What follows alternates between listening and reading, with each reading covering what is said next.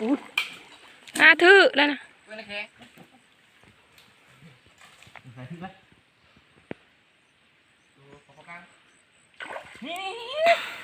นี่หวานได้หวานได้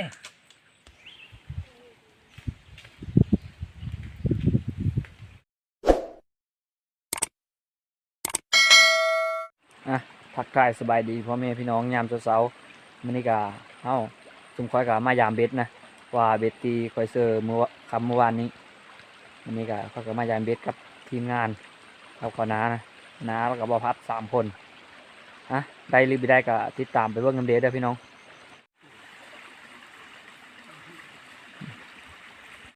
สุดเป็นกระยามรถลงมาพวกพี่น้องได้ตัวนึงนะออกกังเนาะเดี๋ยวเราก็มาลุ้นหลังนี่เบิ่งพี่น้องแก้วทำนะเดี๋ยวมันลุ้นเบิ่งนี่ถือซ้ำถือพันทำมาหลายหลังแล้วพี่น้องไปถือถือตัวนึงมาพัดเอาละขอน้อยตัวนึงขอน้อยตัวนึงเดี๋ยวก็ลุ้นหลังต่อไปพี่น้องไปลุ้นวันนี้เฮาสิได้ปลาหรือบ่หรือเฮาสิได้จำแก้วกะไปลุ้นไปติดตามมึงเด้อ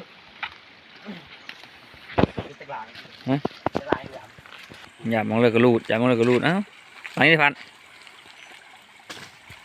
แกเขาทำมีอะไรบ้างเดี๋ยวหลังนี่แกลงกลางคืนเลยพี่น้องเดี๋ยวเขาก็ลงยางมันกันนะความถือหรือบ่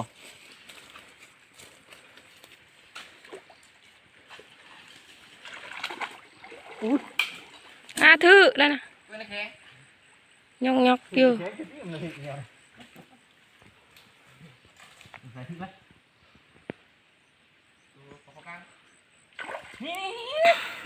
นี่หวานได้หวานได้ปลาเพื่อนนะรุกโอ้แสดงว่ามาหลังนั้นจะพักชื่อบ่ชื่ออะไรเลยโอ้แล้วชื่อมีชื่อป้านะป้าทั้งนี้กันมันมีร้อนได้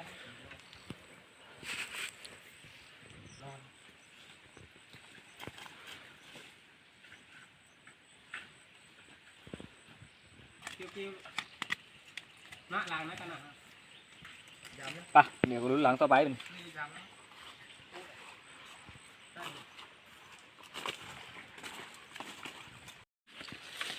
หลังนี้แกเขาไปแล้ว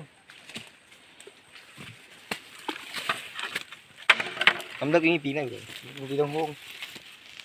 น้ำเลือดมันมีปีเชมีปีขาว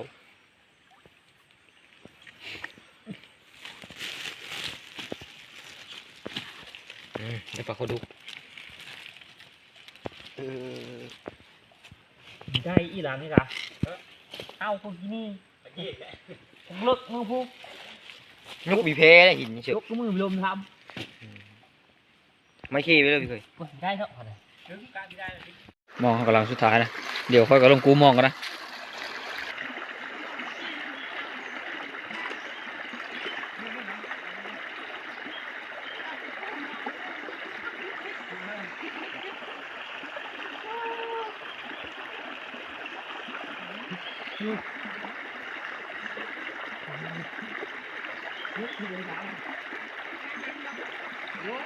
มีท่วมหูได้เขาลงก่อนแล้ว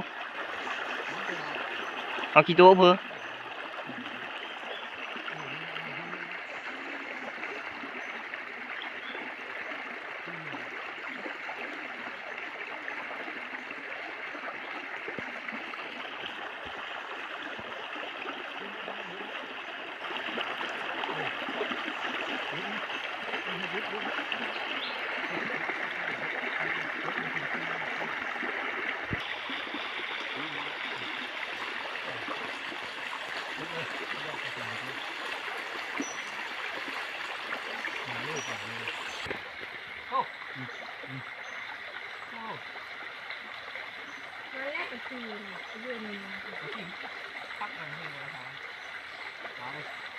ได้เชื่อมองหลังได้มึงหลังนั่งวันหลังนี้ก็เป็นชุดตาตัวยูเตอร์ตัวอันจะกู้เลย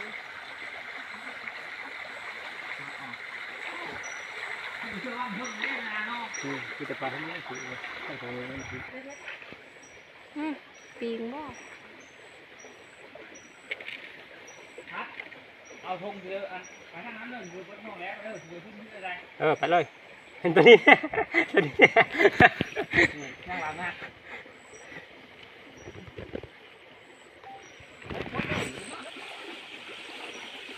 เขาพันเดียวครับ ยกปลามาห้องไปนี่ห้องอีลบอนี่ โอ้ย ที่ห้องเจ้า เอ๊ะนั่น ปลา แหละ ตัวนี้ตัวนี้ นี่ว่าพัดเอาเรื่องพัด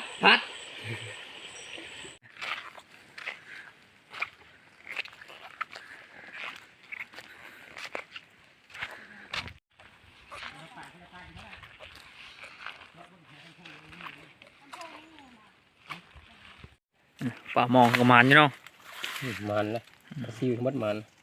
ปลาซิวก็รุ่นเดียวมัดเนาะปลาซิวเข้ามัดเลย ไปซีเขาไปซีใหญ่มาเนาะสรุปแล้วก็มานอยู่มองอะแต่เบ็ดอันนี้มีมานไปเลยพี่น้อง80 ลางในป่า3-4 ตัว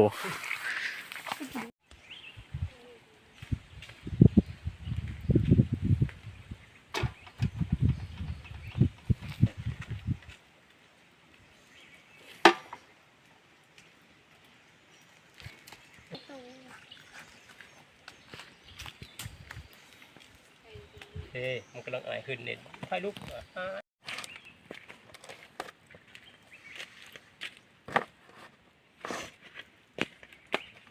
โอ้ยเนาะมืออันนี้ค่ะ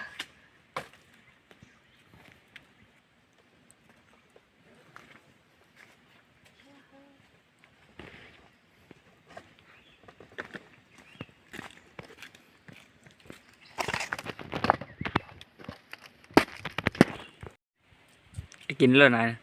กอยนั่นไงสิกอยอีกช็อกเก็ตครับมดก็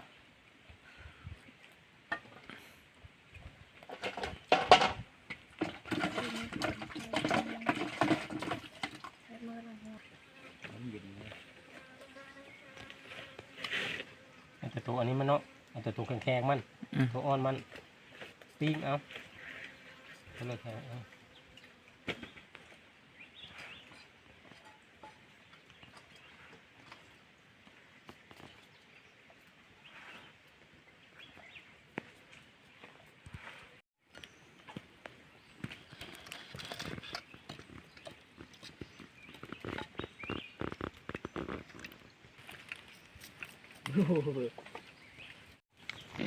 กิโลผั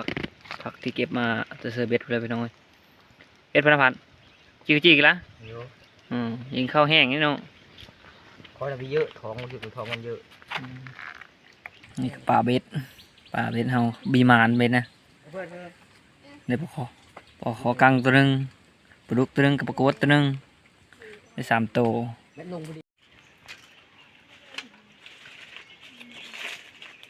ปลาชวนที่มันจะหนาวเลยนะเพราะว่าไอ้ก้อยไปได้เดี๋ยวก็เอามาปิ้งไปหน่อย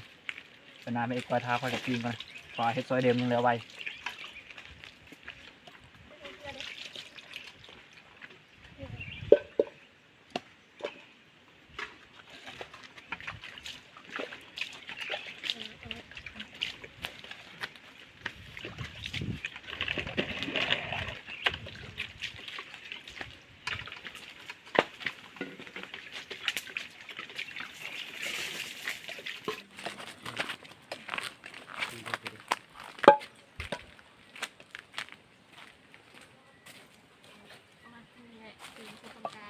นี่ดีละโอ้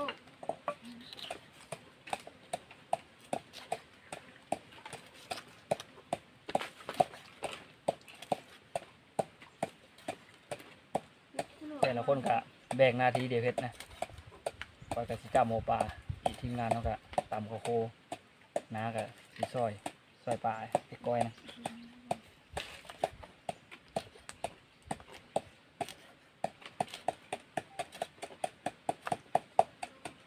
นี่เราไหวอยู่โอ้ เอามาวัน มาเสา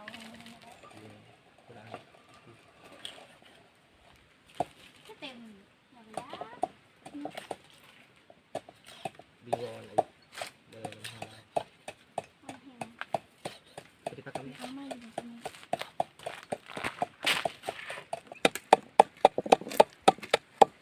ก็ ดูหน้าที่มาคิดให้เนี่ยเด้อจักหน่อย คมบัด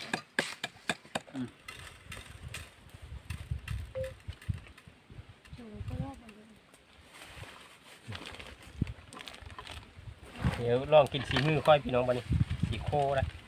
สีก้อยได้แบบนี้เลยมะนาวคนนู้นพวกใหญ่หนึ่งพวกนะช่างกระปั้นนี่มะนาวสีได้มะนาวนี้เปื้อนหนาแต่มันน้ำลาย เอาหน่วยมันหน้า ปลูกพวกนี้กว่าน้ำมันนะ เจ้าร้อยก็ได้จ้ะมี2กล่อง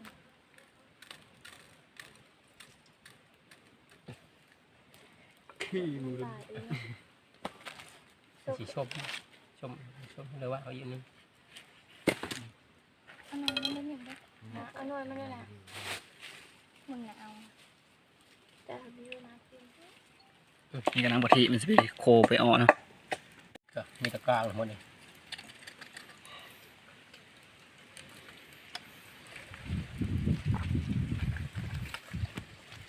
น้ำมาจิ้มพกเข้าไปไม่จิ้ม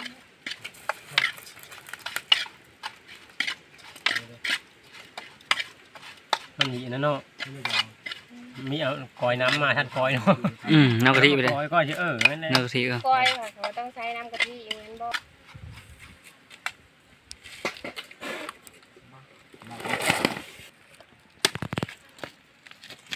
ชัวน้ำกะทิได้นี่ หน้าปลาแล้วไหมล่ะกระดูก คิดเงินมีข้อแล้ว นี่เลิกปลาใช่ไหม ทุกคนว่า ดูแล้ว บ้านเอาไป เอาแปะมาเชื่อจะน้อยนี่คักอ่ะนี่มีหมดแปะนี่ อันนี้ตัวนี้ชุบแล้ว มันจะเป็นคนละเรื่อง สุดแซ่บอยู่ในนี่พี่น้องเอ้ย ครับอ่ะ จุ่มไหม คักอ่ะเมื่อจะป่านี่นะที่บอกไอ้ซัก นะก้อยเฮาก็เรียบร้อยไปพี่น้องทาสปริงป่าไป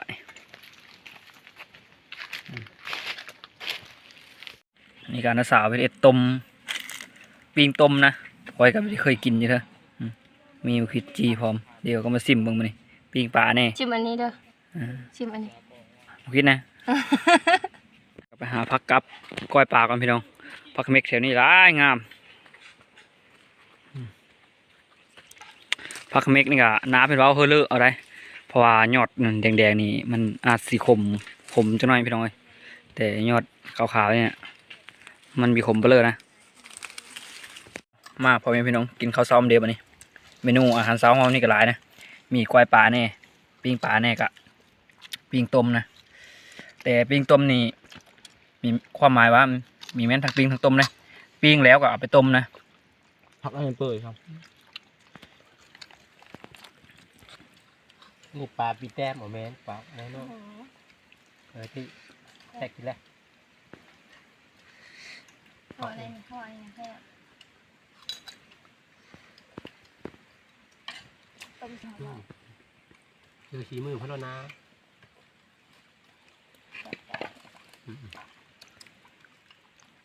มันนี่ก็เขาอิ่มนะยังไปเขาหน้าสาวเขาสตีสนิมเพิ่นไปเลยตีแซ่บบ่ แซ่บ นิ่มเลยนิ่ม แซ่บ กลางข่าวคอไปได้เมื่อกี้นี่กินฝาโพด คุณพาวโอ้โหไม่ได้พาวกินธรรมดาที่ผัดอยู่ผัดนั่นแหละกินพาวจะรีบไปไหน หลังจากกินข้าวอิ่มนะค่อยเว้าเพิ่นก็สิพาไปกลางดาดาวันนี้ซุมคอยก็ได้กินข้าวอิ่มเรียบร้อยนะสำหรับคลิปนี้ก็เอาส่วนนี้ก่อนขอขอบคุณใจผู้ติดตามนะครับส้มถ้าเพื่อเลิกคำว่าไม่ส้มไม่ก็อย่าลืมฝากกดไลค์กดแชร์กดติดตามเพื่อเป็นกำลังใจในคลิปต่อไปแต่สำหรับคลิปนี้สบายดี